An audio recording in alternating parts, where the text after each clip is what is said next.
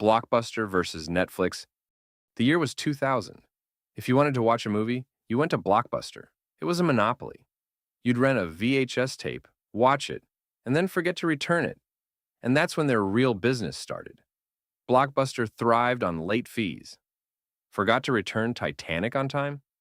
Pay extra, the full cost of the tape. They were literally milking us for our bad memory. And then comes Reed Hastings. He created Netflix. Back then, it was just a DVD by mail service. Guys, buy us for $50 million. We'll build an online service, cancel the late fees, and people will be happy. John Antioco, Blockbuster's CEO, later recalled barely holding back tears of laughter. He considered Netflix a tiny misunderstanding. Why bother with the internet when he had 9,000 stores and mountains of money from late fees? By 2010, the internet got fast, and Blockbuster went bankrupt. Now there's only one store left in Bend, Oregon. They keep it as a monument to human stupidity. And Netflix? Worth $250 billion. They were so scared of losing money from late fees that they lost everything. Don't be like John. If someone offers you the future for pennies, at least offer them a cup of coffee. Yahoo versus Google. If Blockbuster screwed up once, Yahoo was a serial killer when it came to destroying its own chances. Act 1. 1998. Students Larry and Sergey walk into Yahoo. They have a search algorithm. Price, $1 million. Boys, search is boring. We need people to read our news and look at banners. Search takes them away from our site. Go away. 2 years pass. Google becomes a giant. Yahoo realizes, oh, search is actually trendy. They offer Google $3 billion.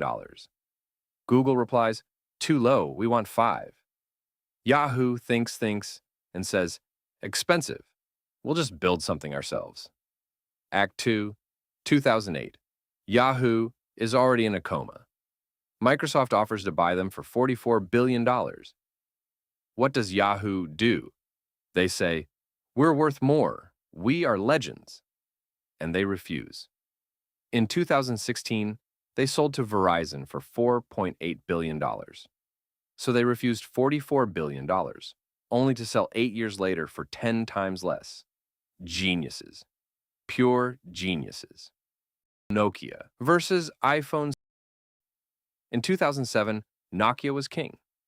40% of all phones in the world. They were so confident that their engineers walked around with noses in the air. Then, Steve Jobs comes out with this glass slab called the iPhone. Nokia engineers tore it apart, looked inside, and started laughing. Ha ha ha, no buttons. Battery lasts only a day. It'll break on the first drop. Who would want to type on this? They were right about everything. Except one thing. The iPhone wasn't just a phone. It was a computer that could make calls. And Nokia kept making phones. They loved their buttons and their old Symbian system so much that they didn't notice the world switching to apps and touchscreens. By 2013, they sold their mobile business to Microsoft. At the press conference, Nokia's CEO said, we didn't do anything wrong, but somehow we lost. Dude, not doing anything wrong is the biggest mistake when the world around you is on fire and reinventing itself. Sony versus MP3. This story is less talked about, but it's even dumber. Remember the Walkman? In the 80s and 90s, Sony owned our ears. Everyone had one of their players. They should have made the iPod before Apple. They had all the technology. But there was one problem. Sony wasn't just making players. They were also a music label, Sony Music. So Sony released players that only supported their proprietary 8-track format. To put music on them, you had to go through 7 hells, install their clunky software, and convert all your files.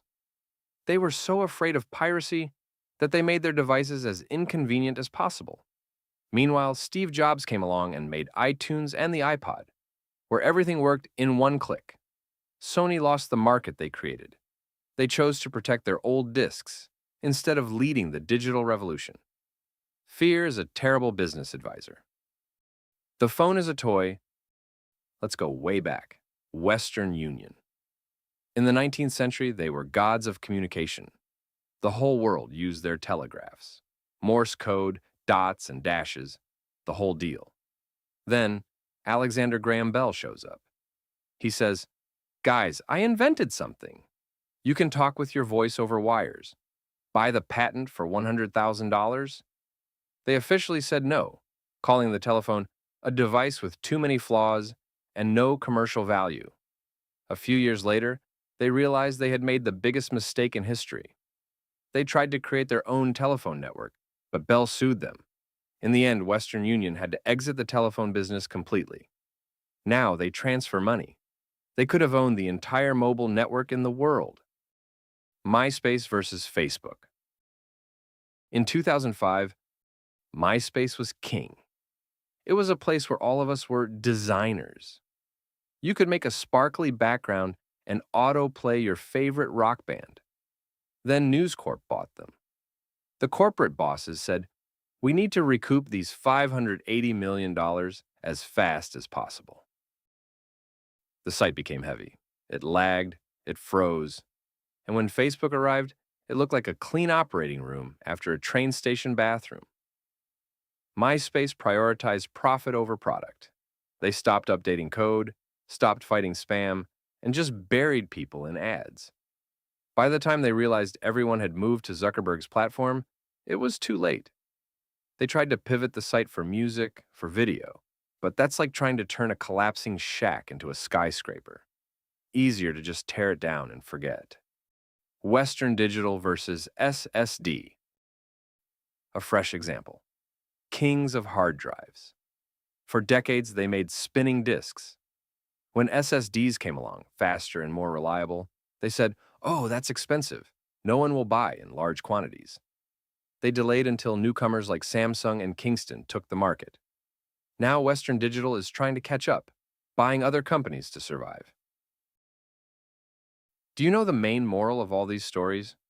No one is too big to fall. Success is the worst teacher.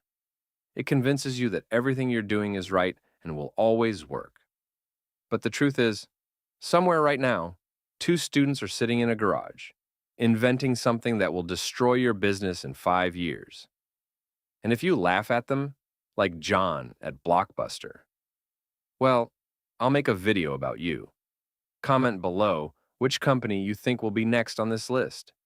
Intel, Facebook, or maybe Google itself, which slept through AI? Hit like if you ever owned a Nokia, and subscribe so you don't miss new stories about how people lose billions. See you next time.